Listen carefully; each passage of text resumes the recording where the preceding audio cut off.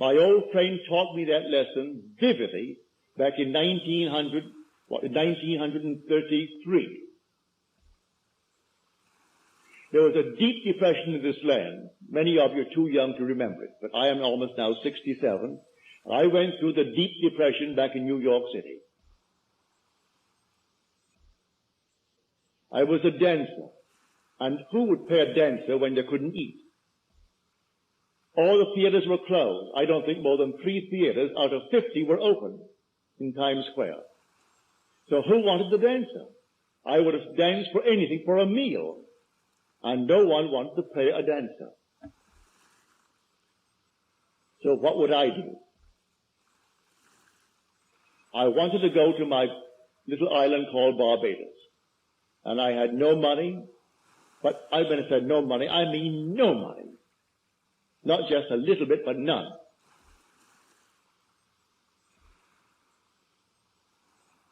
I said to my friend Abdullah, Ab, I would love to go to Barbados. He said to me, you are in Barbados. I said, I am in Barbados? He said, yes, you are now in Barbados.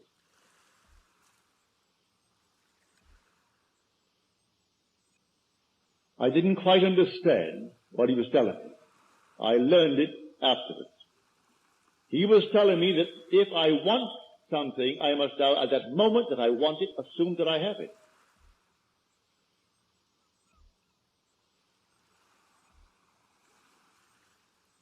I want to go to Barbados. I am in Barbados. So this night when I sleep in Barbados.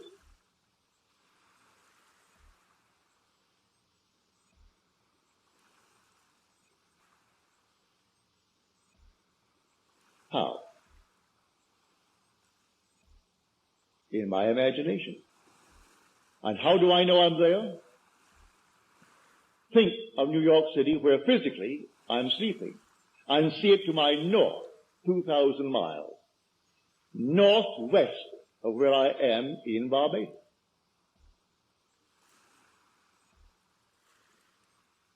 Well, the months went by and I didn't see any evidence.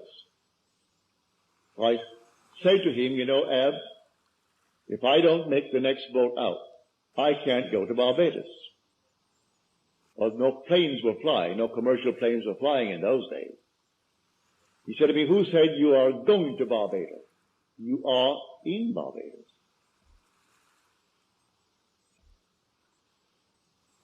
We can't discuss how you're going to Barbados when you are already in Barbados.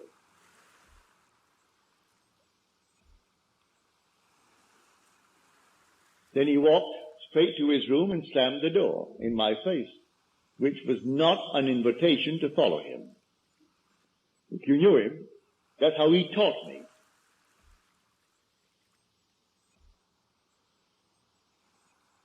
I am asleep as though I am in Barbados. And when I went to bed, though in New York City, I had assumed that I am actually in Barbados and see New York City not under me, but to the north of me, 2,000 miles. And I woke within 48 hours after that moment, and under my door was a letter.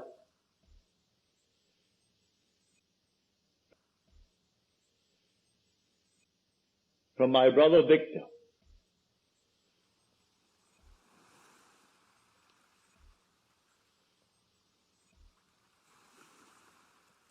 And in that letter, he enclosed a small little draft, $50. That I have told the steamship company, the Furnace Whitty Company, to issue you a ticket and charge it to me. The $50 is simply if you want some little thing, like a suit of clothes. In those days, you could buy a suit for $12, a fairly decent suit. You could buy a pair of shoes for $3.50 or $4. But he said the $50 just for anything you may need to get aboard the ship. But sign the chits, I'll meet the ship and pay all expenses, and I will pay all the tips. So it's not for tips aboard the ship. I went down to the place and I told them what my letter said. I read my letter to them. They said, Mr. Goddard, we only have steerage from now on. But when we get to St. Thomas, the Virgin Islands, you may have first class because someone disembarks in St. Thomas. I accepted it. I went back to my friend Abdullah and I told him, it worked. I'm going on the 6th of December, but I have to go steerage until we hit St. Thomas, and then we go first class to Barbados. You know what he said to me? He said, who is talking of going to Barbados? You have gone to Barbados and you went first class. Well, what are you going to do with a man like that?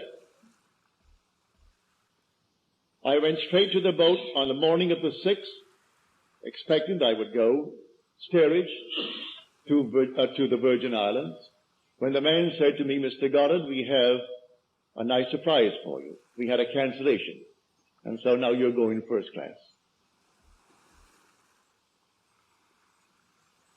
He wasn't surprised. He was trying to teach me a lesson. You believe in God, believe in me also. It's the God in you, your own wonderful human imagination. If you say, I believe in God, but do you believe in your own wonderful human imagination as God?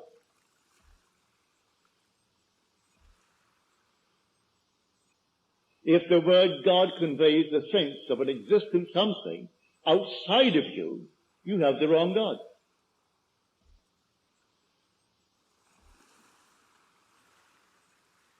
Because you are the temple of the living God. And the Spirit of God dwells in you. Well, if He is in me, find out who He is and where He is. Well, I have found Him to be my own wonderful human imagination. That's the God in me. It's the God in you. And may I tell you, He cannot fail.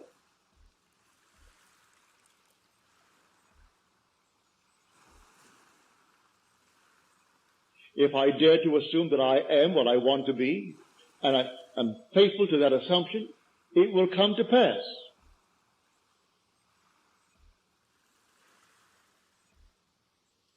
If I am not faithful to it, it will not come to pass. So I am the operant power when it comes to the law. Everyone will be redeemed. But everyone. So while you are here, take the law and try to understand it and try to apply it wisely.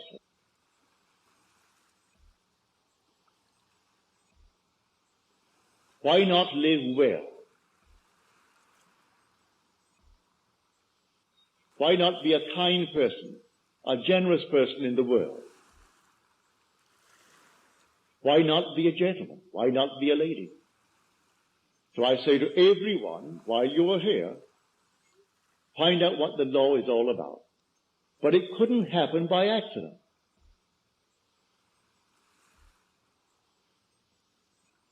So be not deceived. Try to remember, when did I plant this? Why, the morning's paper, as you read these stories, would tell you when you planted it.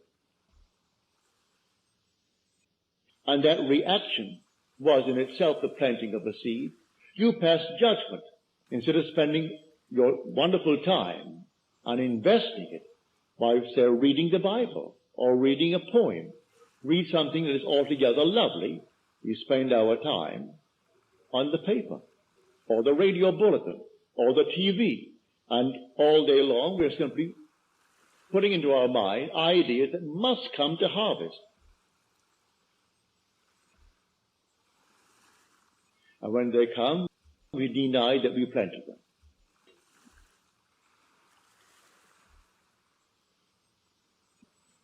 But here, on this principle of the law, you can be what you want to be in this world. I don't care what the world will tell you. You can start from scratch.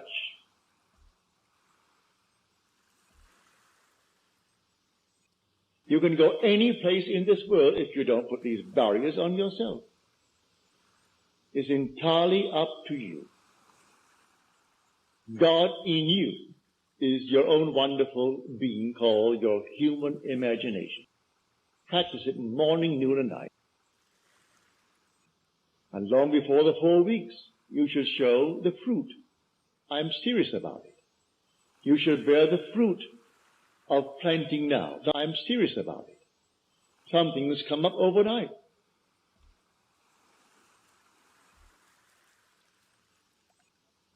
And you can plant it now, this very moment, by daring to believe that you are what at the moment reason denies and your senses deny. And actually feeling. Give it the tones of reality.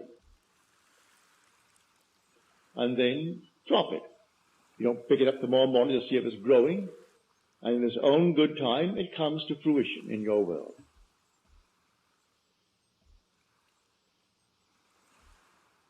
That is the law.